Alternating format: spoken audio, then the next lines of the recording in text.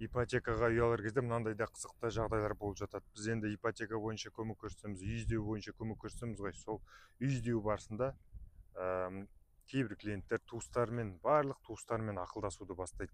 Туыстар деген чаттарға жібереді жаңағы үйдің варианттарын. Ол жерде біраз адам отырады. Әркім әртүрлі айтады. Мына үйді алма, мынасы жаман, мына үйді алма, районы жаман деп әртүрлі көзқарастар, мнение көбейіп кетеді да, соңында үй алу қиындап жатады. Кей кезде туыстармен ақылдасам деп соңында үй алмай қалып жатқан жағдайларда кездесіп жатады. Айтады ғой, чем больше поваров, тем хуже суп деп. Сол үшін ақылдасатын адам көбейген сайын үй алу процесі қиындай береді. Үй таңдау өте қиын болады. Енді бұл айтып жатқаным мүлде ақылдаспаңыз, өзіңіз ғана алыңыз деген сөз емес.